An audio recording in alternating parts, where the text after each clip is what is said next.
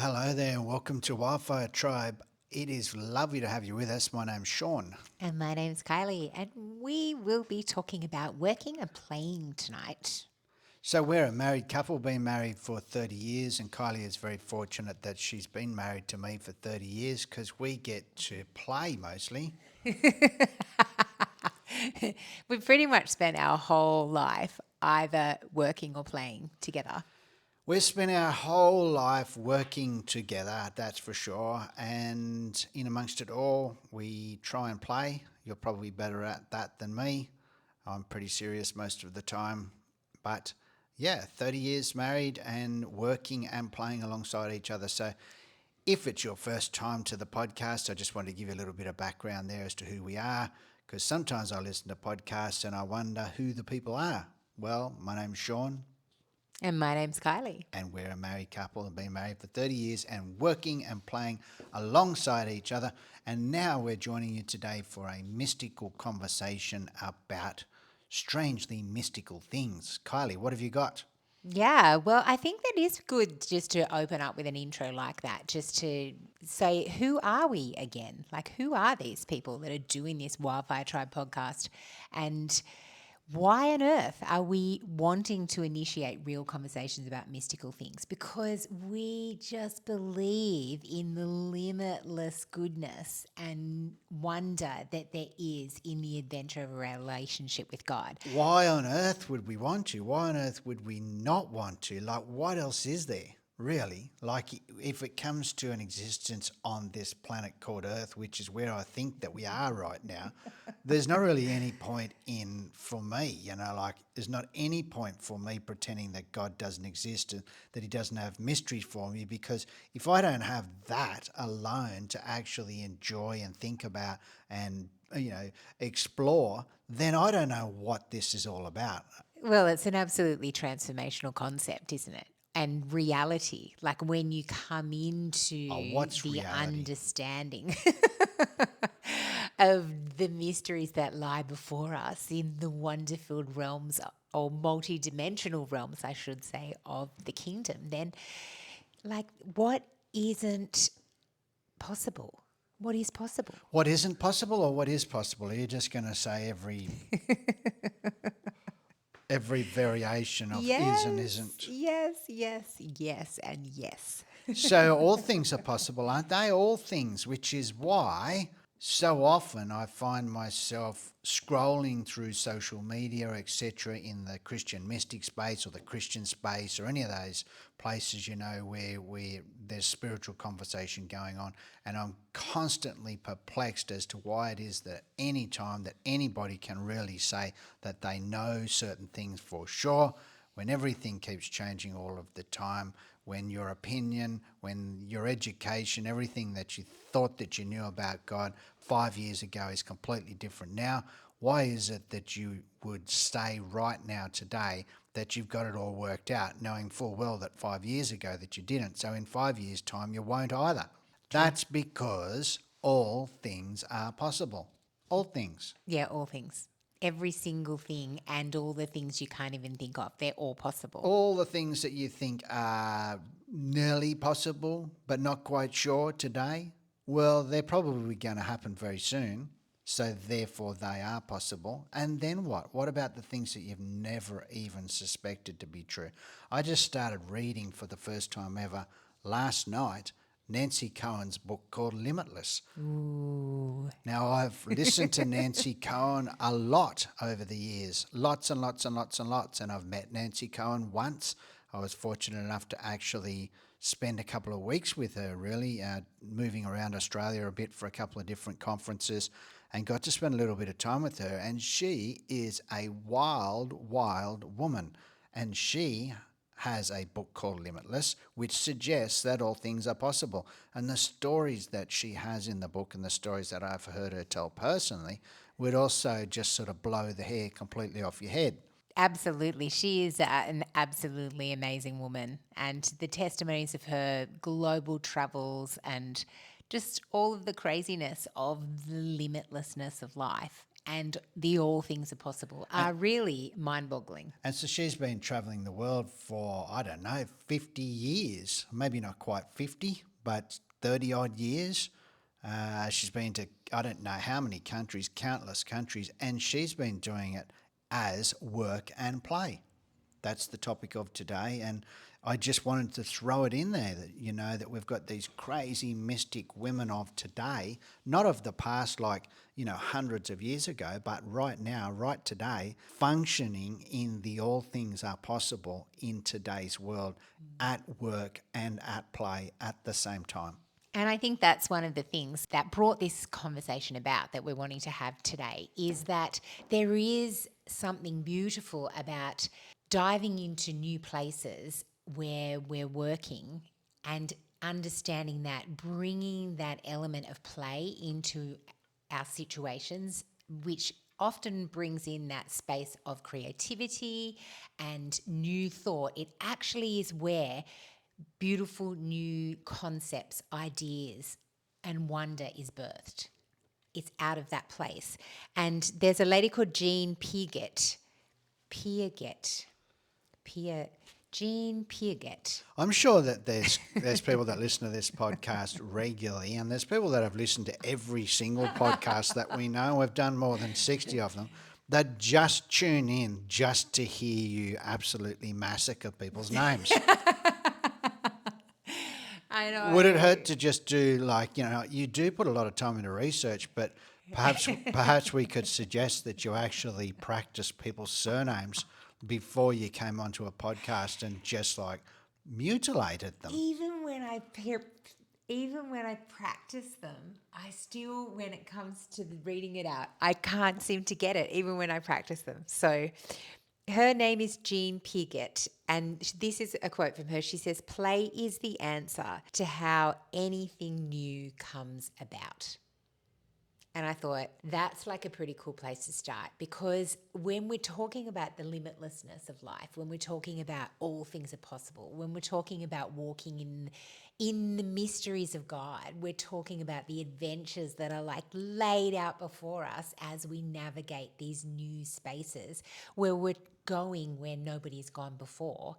And it's an interesting concept to think that starts with play, that could actually start in the playground, that can start in the sandpit, that can start in these beautiful places where we go back to that childlike playfulness. Isn't it possible? Like, how about we just look at right now, right today? Look at Elon Musk. He's flying rocket ships to Mars. He's flying rocket ships into space and landing them again. Now, that had to start with play. That Definitely. idea had to begin with, I wonder if it's possible to fly a rocket ship to Mars. You know what? We should just give it a go. Definitely. It's got to. Like that's like kid stuff, rocket ships.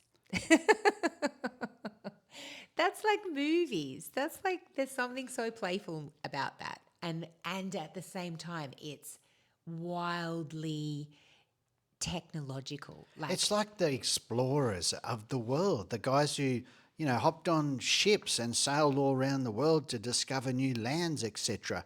back in the day. You know, that is play. That is, let's build a boat. Let's go for a sail. Let's go exploring. It's like me when I go on my motorbike and I go exploring. It's play. That's Exactly. not work.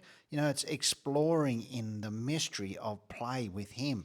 Where are we going to go? What are we going to see? Exactly. And every time that we come into that place of playfulness, then it ceases to be work that has some kind of a chore or some kind of an obligation or some kind of attached to it. It actually becomes the wonder and mystery of our life. I don't know, Kylie. It's pretty hard work riding a motorbike around looking at things. It's a tough gig, you know. And holding a microphone and wearing cool clothes and cool glasses. It's a very difficult existence, this riding motorbikes all over the place and then coming back to talk on a microphone. I love it. No digging holes. No, what else have we done in the past as work? All All kinds of the things. jobs. So we've had In 30 years, we've lived in 27 different houses. We've renovated a lot of them, Yep. as well as hotels that we've Yep. lived in. We lived in a couple of hotels. I actually renovated 3 hotels, but we've only owned 2 of them. You remember, we even renovated a hotel in Sydney that we lived on Oh, top yeah, of, we and we did. didn't even own it. Yeah, that's right. Yeah. So we've done all of those sorts of things on top of many, many, many, many, many other things work-wise in our life, side by side, together, always doing those things as well. And right now, we explore, we have adventures, we spend a lot of time on the computer, especially you, and in front of cameras and on microphones. And that's our new work. It is. And it's full of creativity, which often just feels like play, which is like amazing because you're always inventing, you're creating something new, you're doing something new, you're thinking, how can we get this message into a way that people can digest it and it can expand them in a way that is really going to make a huge difference to their life. And I know how we can do it, Kylie. We can How? do it and put it on wildfiretribe.life, put it on our Yes, website. we can. And on wildfiretribe.life, there's also links to TikTok and YouTube, Instagram, Facebook, and all of those fun things. So Yes. if you have not discovered TikTok yet, go and have a look at TikTok at Wildfire Tribe and see all of the videos that we've been having fun producing for a very long time. Yes, there's lots of cool stuff online and there's lots of cool little snippets that you can share with your friends if you're thinking that something might resonate with them, and just be an encouragement because that's what we're really wanting to do. We're just wanting to encourage and walk together into the mysteries. Together, to know that you too can actually walk in relationship with your Creator by yourself and alongside us and enjoy the mystery, discovering the mysteries, painting, drawing, singing, writing poetry, all of those creative exploits as well can be for you. Those are the things that we're interested in doing. That is our work and that is our play. Absolutely. It says in Matthew 18, verse 3, and he said, truly I tell you, unless you change and become like little children, you will never enter the kingdom of heaven. Interesting verse. What do you think that means? Unless you change and become like little children, like it's actually saying that we've already ceased to be little children. We've grown up and we've adapted, or we've put on maybe the seriousness of life. Maybe we've put on responsibility and we've put on obligation or any of those kind of things. And we've left behind the playfulness. We've picked up the law and we've dropped the play. Exactly. And I think because Jesus made a way for us to come into the fullness of life and life in abundance, to live in the kingdom life, which is the life of creativity and play and wonder and technology and innovation and all these new, incredible, amazing things, it comes out of that place of relationship. It comes out of that place of playfulness. It comes out of that place of adventure and mystery and love. Work and play. Do they have to be separate? No. In fact, I think it's key that they're not. You think it's key that they're not. So what about all the people that are actually working, Kylie, in jobs that they don't like working in because they have to work to pay for all the serious stuff in the world that you do have to pay for? Is it possible that there is a job created for every single person that they can work in that feels like they're playing in it at the same time? Well, I do think yes, but I also think that loving your job can also be something that you can choose to do. So I think sometimes it's not necessarily the work that we're going to, but it's just our attitude toward life or our attitude toward the work, or it's the way that we see things. Perhaps and we were talking about this last week, perhaps we're just chosen to be grumpy, and that's like the thing that You get to choose. because you get to choose your attitude. Because I have found myself in situations that I haven't necessarily enjoyed the things that I've been doing, but I have found a place where I've thought to myself, well, I can just be miserable for all of the time that I'm being a part of this job, or I can choose to have a really good attitude about this. I can choose to love the people that I'm with. I can choose to actually have fun.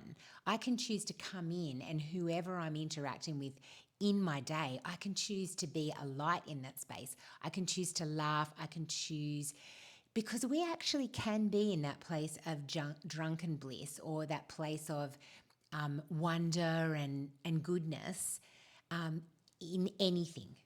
Consider it pure joy whenever you face trials of many kinds. I feel like that applies to being stuck in places where you don't want to be, including occupations. We've been there. We've been there many times.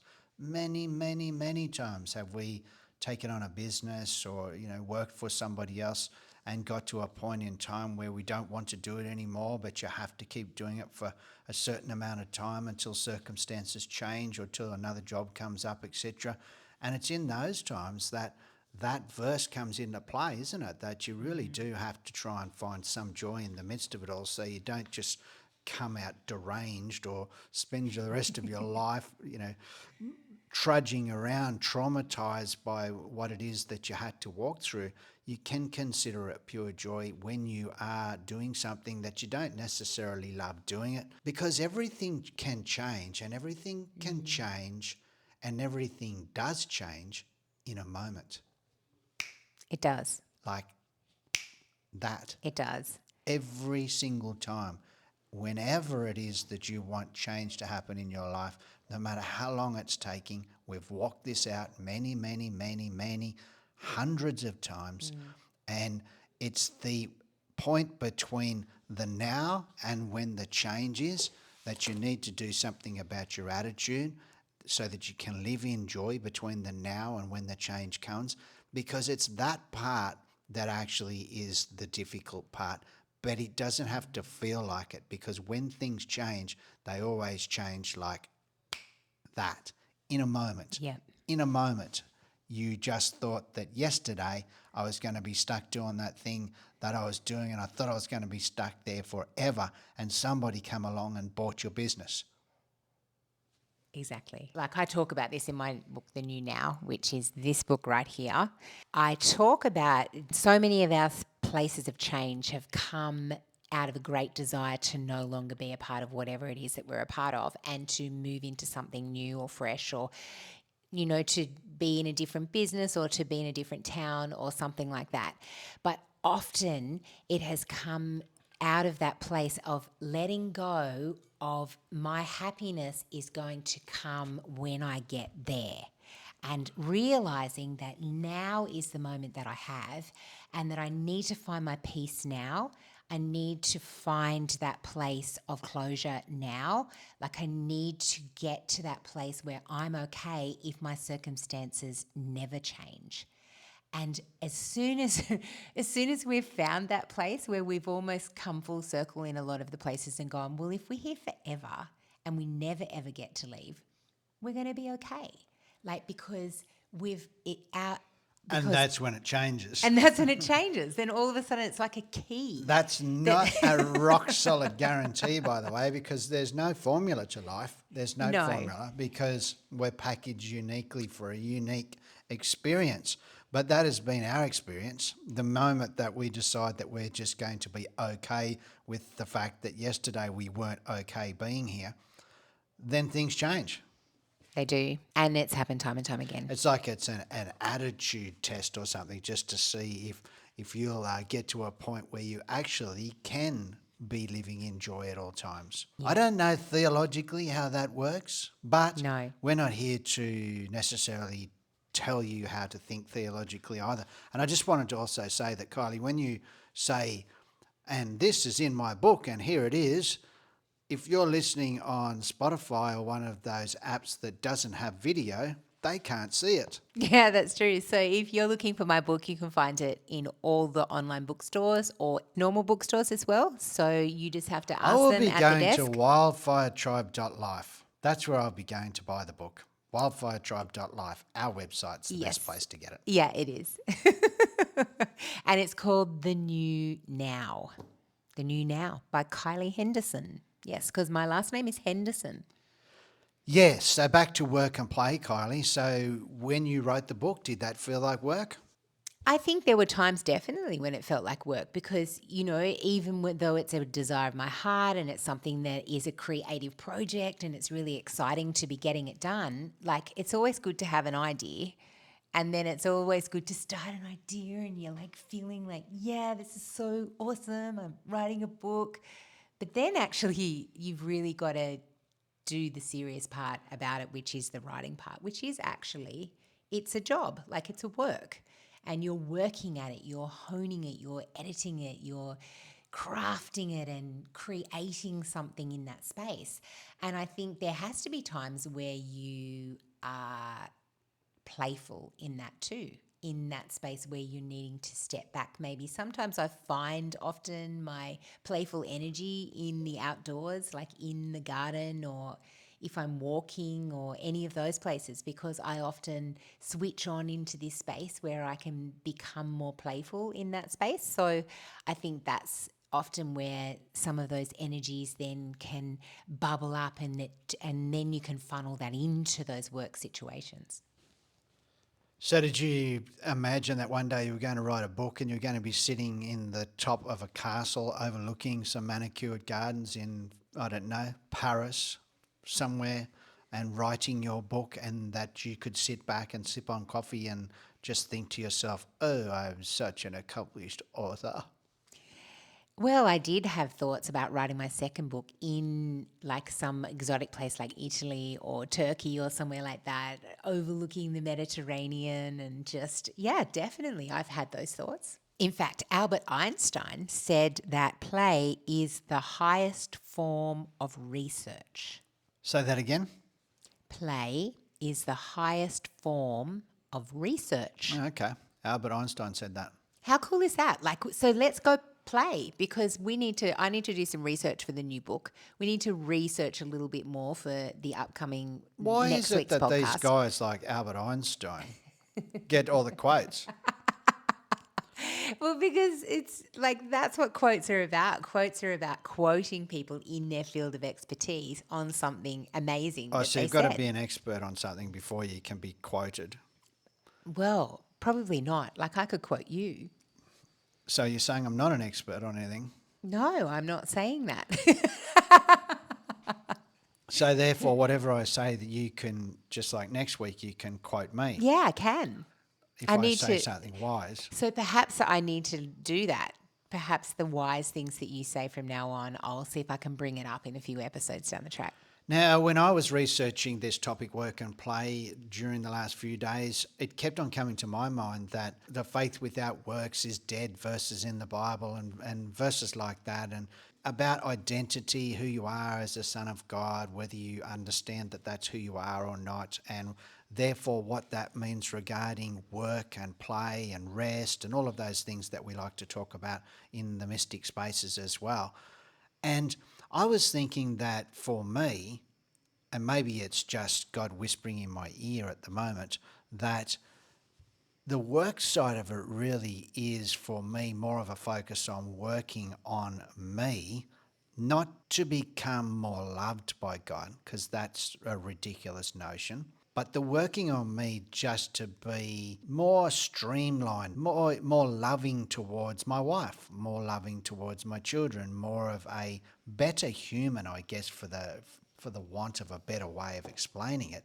So I just feel like, when there's times in our life, like in our relationship, where things are difficult, and there's stresses on our relationship for whatever reason, quite often it's been a financial thing in business or something like that, and it's a really stressful time for us as a couple and individually. But I find that the work part of it for me really comes down to working on me, not actually putting all of that pressure on you as making it your fault and making our existence horrible, because the work part of it actually requires me to work on myself and my maturity and my understanding of God's perspective on things in my life.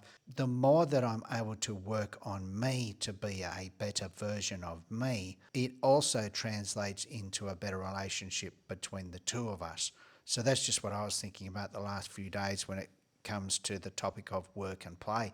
If there's any work to be done in my life, seriously at the moment, outside of the work and play of occupation, say, the work part of it for me would be working on myself to be a better version of me. It's really powerful. And I think perhaps that is what the key is in it all along. Well, faith without works is dead is not saying faith without a job or employment or a No, job that somebody exactly. has considered to be the right type of job that you should have for your life. It's not saying faith without you being a plumber or an electrician means that your life may as well be dead.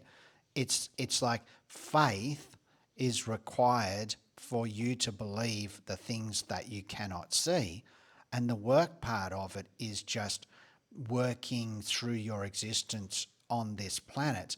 Because if there's nothing for you to do to be a better version of yourself, not to come into God's love, but just to generally, walk out your existence on earth, if there's nothing for you to do to improve or to change, then it's kind of like, or yet again, like, what is this existence all about? We're just living here, working at being a plumber, being an electrician, being a painter. That's wonderful. You get to eat and drink and live in a house and go overseas and drive your caravan around Australia and all of those sorts of things. But at the end of your life, the things that you've learnt, the things that you've accomplished, that you get to pass on to your children, if that can also be genetic transformation, as in personality types, behavioural issues are eliminated, better choices are made regarding the abuse that you inflict upon your health, those sorts of things. If you do that work on yourself throughout your existence and you pass those learnings on to your children and therefore onto their children generationally, there's also an inheritance gifted to them that way as well. Not just solely, I have a trade, I have, $10,000 to leave my children after they bury me. Yeah, it's true. Yeah, and I think that any of those works, as you say, like any of those things that we do in our own lives, that we're letting go of some of those things from the past that we don't want our generations to have to deal with in the future, that we can actually take care of that in our space. And that there's something beautiful about that, I think, in being able to just recognize that. And I love that, how you've just like been framing that up. Because I know we also, one of our main things that we say is you are the perfect version of you right now. And because we say that, because of what you were talking about with there's nothing more we can do to come into the love of the Father. There's nothing more we can do to get to heaven when we die. The work part of it and the moving towards something, the attainment of something, is not the attainment or the work towards his love, because you cannot do that. It's a free gift given to you in completeness. There's nothing you did to gain it. There's nothing you did to get it. There's nothing that you can do to make him love you any less either, more or less. So it's not. It's the work part of it is nothing to do with how much God loves you. The work part of it is perhaps, as I've been talking, to do with your walk through this existence on earth and what it is all about. And it cannot, in my thinking, be merely an occupational type transaction. I agree. It's so powerful. And I really think that there's something more in that. So if there's spiritual, mystical, mysterious happenings that you've actually got revelation on in your existence here on earth, that you've got truth on, that you've found to be true, that God's revealed to you, you can pass those on to your children. Is that part of the inheritance that you have in this lifetime to give to your children? The things revealed belong to you and to your children forever. I love it. I just love that so much. Now you're talking the whack stuff. Where were we? We're working and we're playing at the same time, and it's perfectly fine. We're allowed to. We're supposed to. It's so We're not good. supposed to be striving towards coming into the love of God, because that's already done. Exactly. Oh, I love it so much. John Crowder, he is a Christian author and a speaker and a crazy wild mystic. If you haven't heard of him, look him up. He's got some really cool books and amazing resources, and that will just blow your mind. John Crowder is a walking theological dictionary. Oh, he's wild. And he says, this is a quote from him: "The joy of the Lord is not just a feeling, it's a state of being. We are called to live in the fullness of joy, which includes embracing the playful and childlike aspects of our faith." John Crowder is a walking, talking, theological drunk mystic of our day. Yeah, absolutely. Yeah. We've been tapped into his stuff for a long time now, like probably 10 years.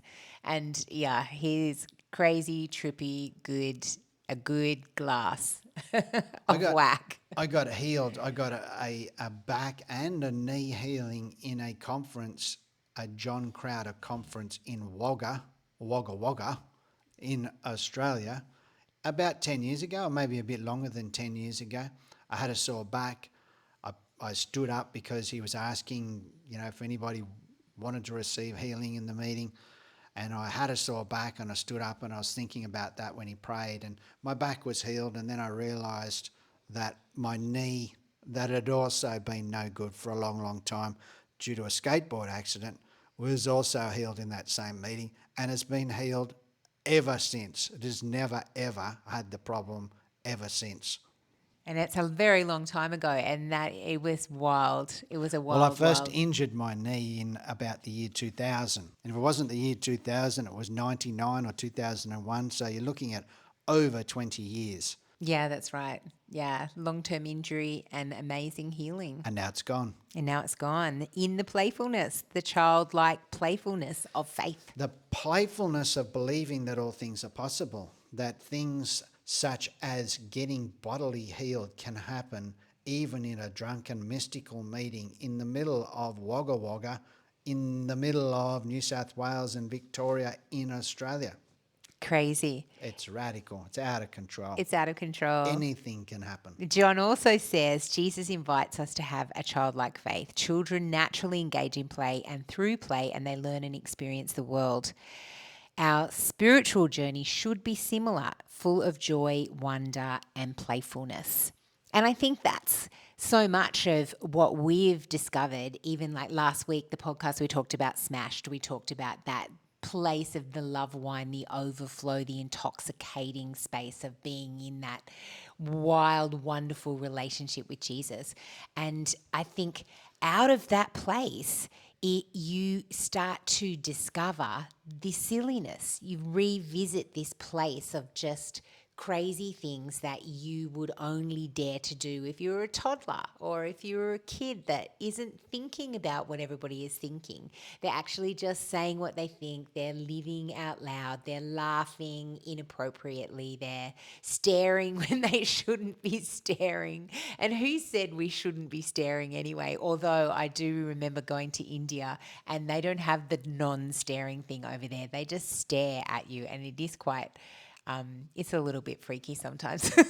And welcome to our Indian listeners too. We've got listeners in India. Yes. We've got listeners in Brazil. The podcast's been listened to in over 40 countries, and it's just spreading and spreading and spreading. And we thank you for doing so. We thank you for sharing our podcast. We thank you for going to TikTok, YouTube, all of those places, clicking like, clicking share, clicking those love hearts, interacting, because all of that helps even our podcast to be heard more and more and more. So thank you so much for supporting us by doing so.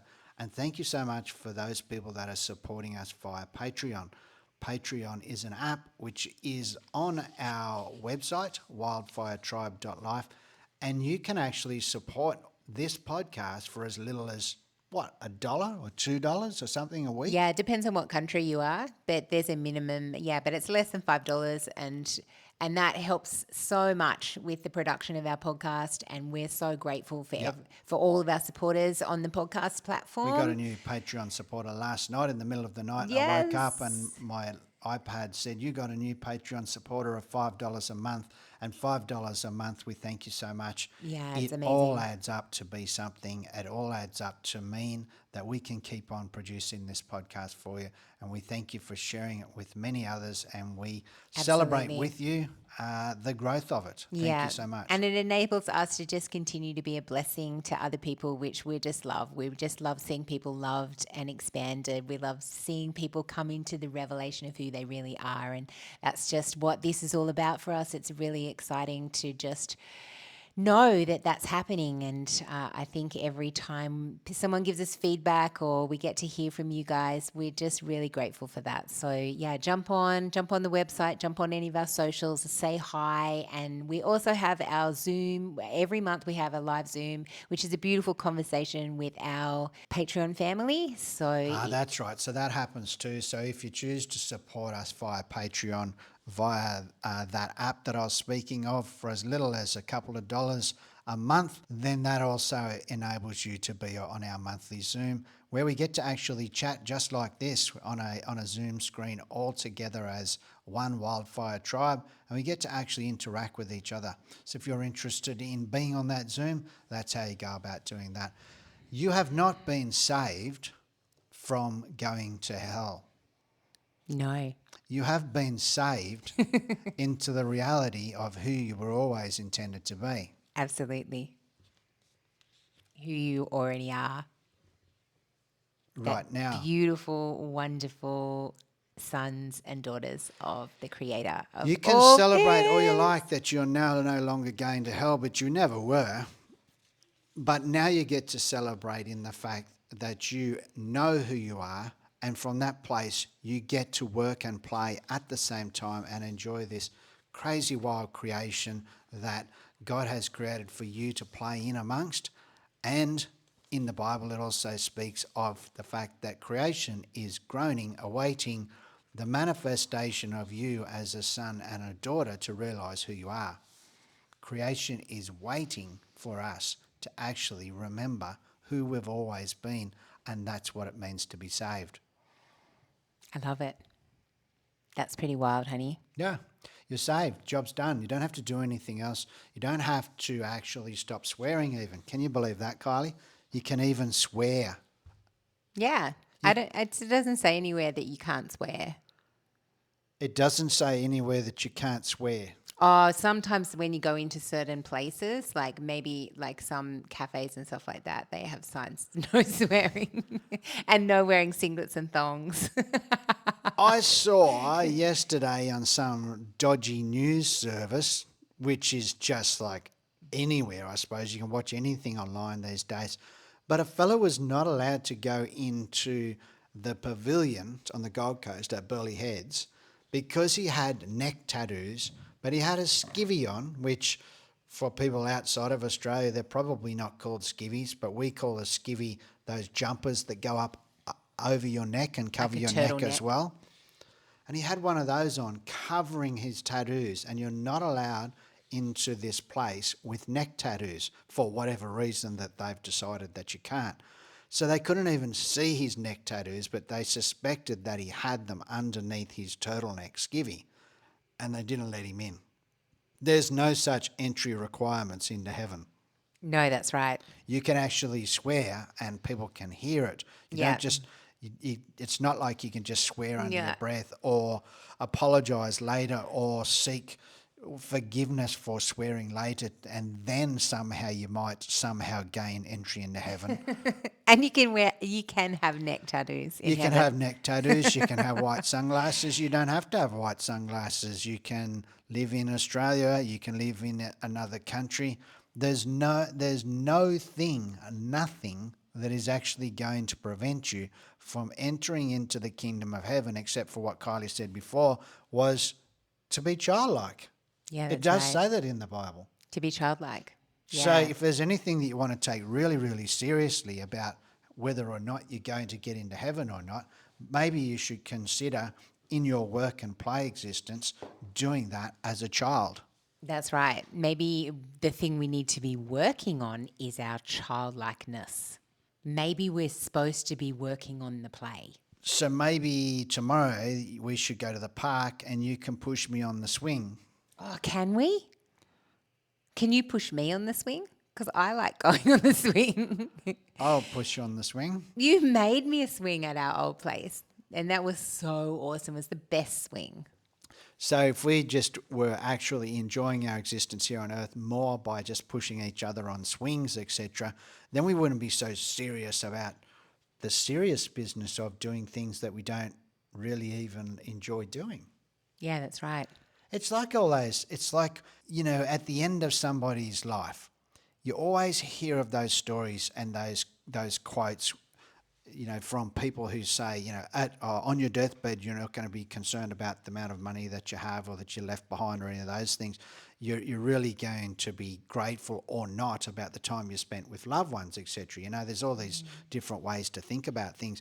If you get to the end of your existence here on Earth and all you've done is just strive to do something that you haven't actually enjoyed doing the whole time at the expense of relationship with your family, your husband or your wife, I think it's pretty easy to see, really, that perhaps we should just be a little bit more joyful about our time here and Absolutely. enjoy that part of things. Oh, I so agree. And I think perhaps even like the brain function of our brains needs that place of play, needs that place of not so serious, because perhaps that is why there are so many issues or so many diseases like Alzheimer's. That Sean was a beautiful man. He loved people and he really enjoyed his time on Earth.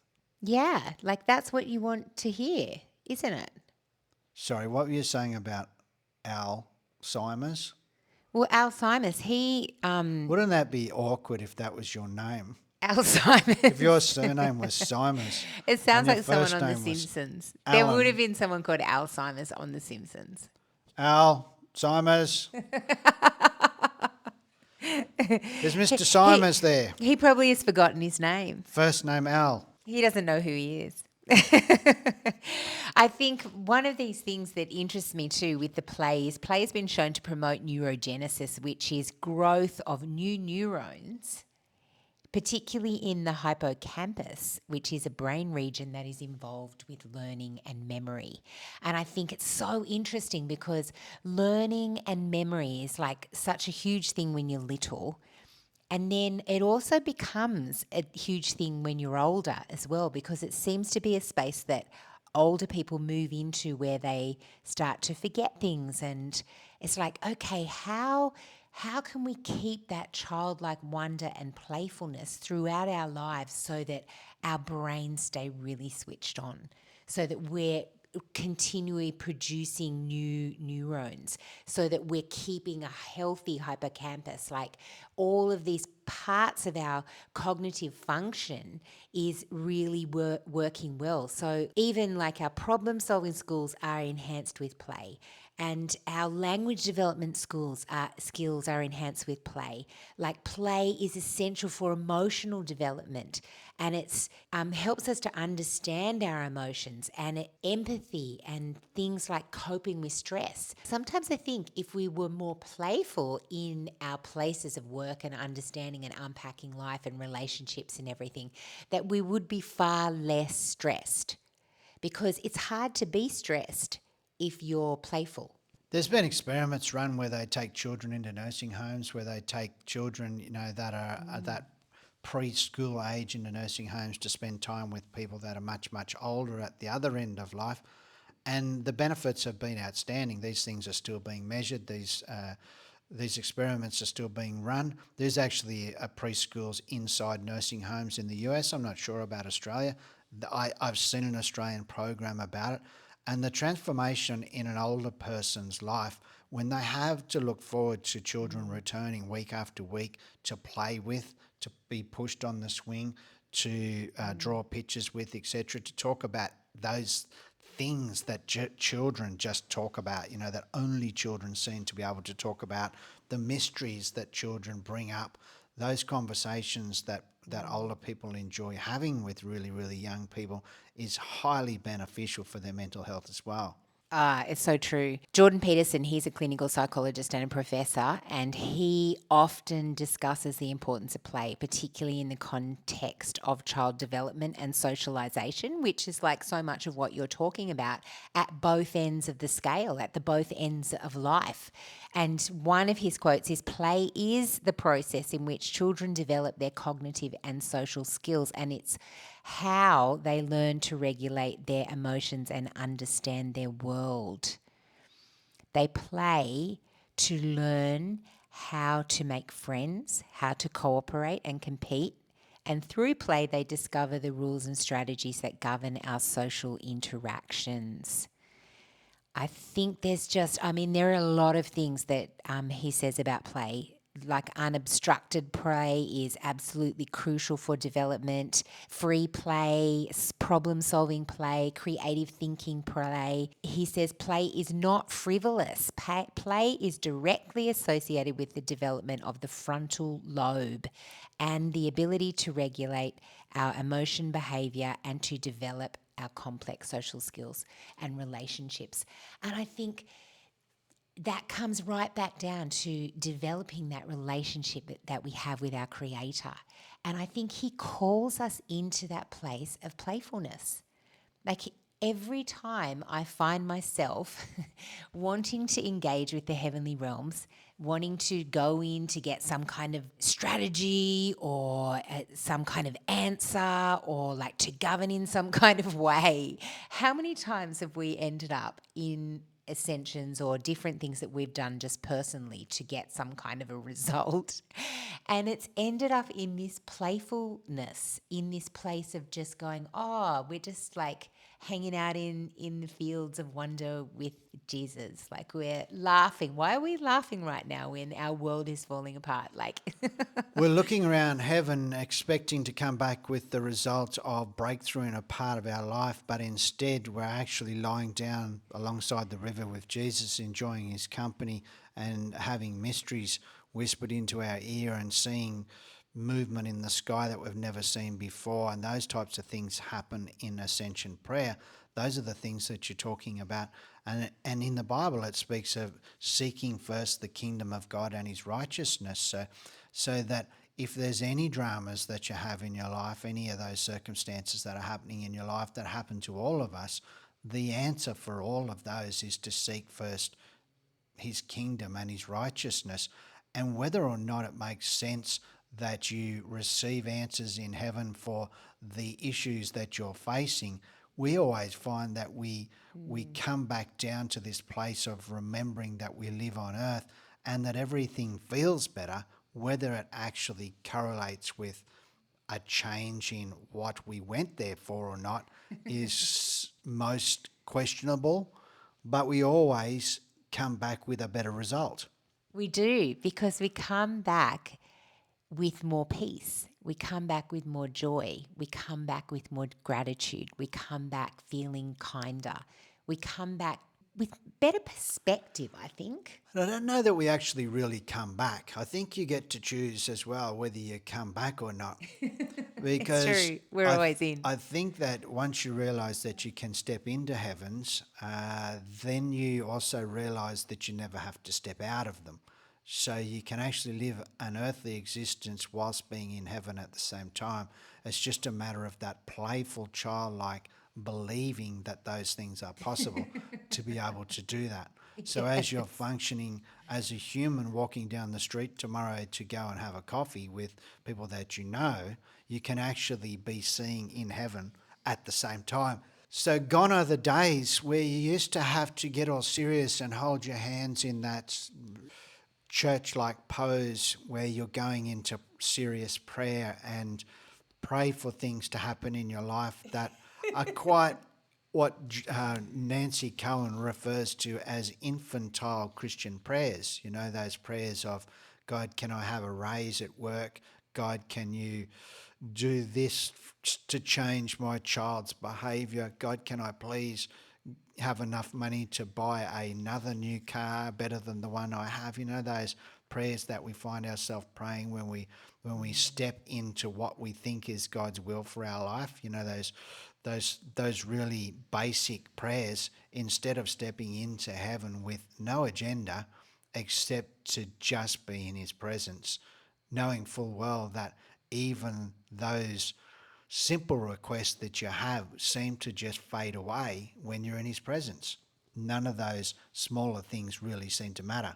And that's right. And I think the more that you do that, the more that you come with that childlike wonder, the more that you come into those places, the more that you realize you never leave, the more that you realize your reality out here becomes the fullness of playfulness as you realize there's no in and out. There's no separation between the goodness and the playfulness and the things that we need to get done. In a childlike state of believing that all things are possible, I rode my motorbike in this town that we live in now before we even moved here.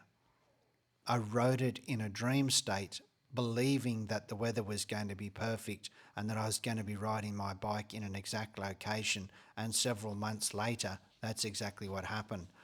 Actually riding the very motorbike that I was dreaming about riding in the very town that I was believing that I was going to be living in the weather conditions that I had also pictured in my dream were also exactly the same as the day that I rode my bike.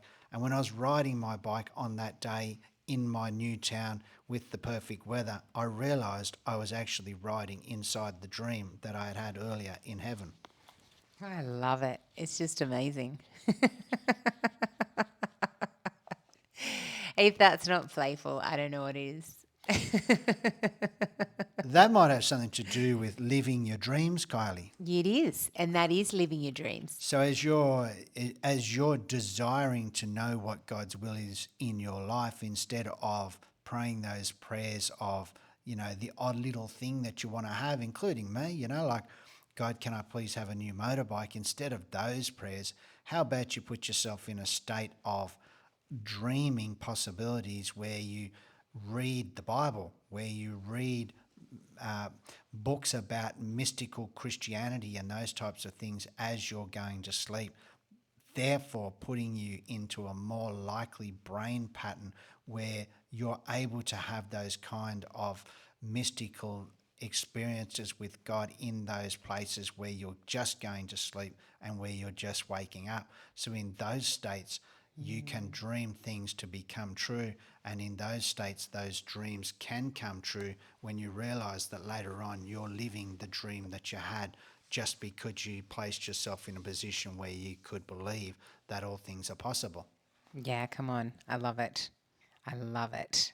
I found myself in a very difficult position a little while ago where, you know, when it comes to the work and play bit, I felt like I was working at drawing a picture, and I was drawing. So I consider that to be work, even though I enjoy doing it. It is what you would call work. And whilst I was drawing at play, because work and play are the same in that circumstance where I'm doing something that I'm enjoying, I realized there was two people that I was drawing that I never set out to draw. And I realized as I was drawing them that one person was in a hospital bed covered in wires, etc., and the other person was standing there holding a Bible. And I think I also realized that that person in the hospital bed could well have been my brother, because my brother was spending a lot of time in hospital at the time. I also realized through a whisper that it was not time for me to complete that drawing, because if I was to complete that drawing, it meant that my brother, who was in that hospital bed, his life would also be completed. I know this sounds deranged, it sounds wild, it sounds out there, it sounds really wacky even to me as I'm talking about it. So I stopped that drawing, and sometime later I drove to the town where my brother was, and he was in hospital, and he was actually unconscious. And as I was standing in the hospital room with my brother, actually standing there with my hand on him, praying for him, praying to God about his circumstances, my brother being completely unconscious, I realised that the person holding the Bible in the picture was me. and that now I was standing in the middle of my picture with myself being there and my brother also being in the hospital bed.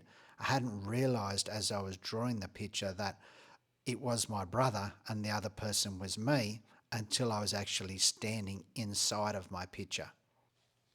It's really powerful. I've still not finished that drawing, and it's sometime later now. It's much, much, much later since I began that drawing over a year ago. And my brother is no longer on earth. He did actually die. He didn't die on that occasion. He got better again. That's another story that I've shared elsewhere about how a miraculous healing, which I'll share at another time. He did come out of hospital. He did get better, and eventually he actually ended up dying anyway. And I still have not completed that picture. But I just wanted to share that story of the work and play, because the work and play part of it in that scenario was still a joy for me to be drawing. It's still something that I enjoy doing. It's still something I would see as work, but it's still got like that serious side too, hasn't it? It's like, it's not a very happy story. So work and play and the business of existence and living a life with God in the knowledge of God on earth is not always just about joy unending, joy all of the time. Although we talk about choosing joy, it's not always a happy day. It's not like every day is not on a swing, is it? No. Like you do get to choose to go on a swing sometimes, but you're not on a swing all of the time. And if you are, then you're probably not enjoying it all of the time. That's the reality of work and play and a life of existence, living on this earth with God, learning that there are ups and downs, there are circumstances that sometimes don't make sense, but that He is with you in the midst of it all, and He is experiencing it with you at all times as well. And I think, in when we do talk about the power to choose, and we did talk about this quite a lot last week on the Smashed episode, we get to choose what kind of emotion that we want to be connecting with, and we can choose to be in this place of joy, and that defies circumstances. But I think sometimes it's actually beautiful to choose to walk out those emotions that we need to walk out that come alongside our circumstances. So in those places of loss, sometimes we need to walk through a period of grief, and we need to walk through a period of sadness, and we need to let ourselves be in the middle of those emotions and to walk through them, and then to come out the other side and to know that in those places we can actually draw on the joy of the Lord, which is our strength walking through all of those things, which is an uncircumstantial joy that we can still have in those difficult times, but that it's still okay to be emotional. And if anything, like all of those spectrum of emotions are created for us to engage with, like they're pieces of us. And as I was talking about before, actually working through your emotions is a part of the work, isn't it? It's analyzing, processing with God why, the whys. Why do I feel like this? Why do I feel happy, sad, numb? Why do I feel the way that I feel when I don't feel very well? But processing it with Him is that work side of it, is the working out your salvation. We speak about that in Christian circles, but a lot of people refer to the working out your salvation as being, doing right things and not doing wrong things. But it's more to do with just working out what this is all about from His perspective, working out that everything is indeed going to be okay, and having God explain from His point of view, and knowing full well that He's with you, and not numbing yourself from feeling. So not numbing your emotions out of the picture altogether, where you don't have to feel things, but allow Him to be in the emotion with you to show you what it is that He wants to show you. And this has been huge on our journey. Like, this has been, especially the last few years, it's been one of those things we're really allowing ourselves to process how we're feeling, to walk through those emotions, to let them let ourselves feel. Why can't I go to sleep, God? Like I'm tossing and turning, and it's not dietary. It's not in just have a coffee a few hours before. It's processing those thoughts with Him. Ask Him, why is it? Why am I tossing and turning? My brain is racing. I'm thinking about this one thing over and over and over again.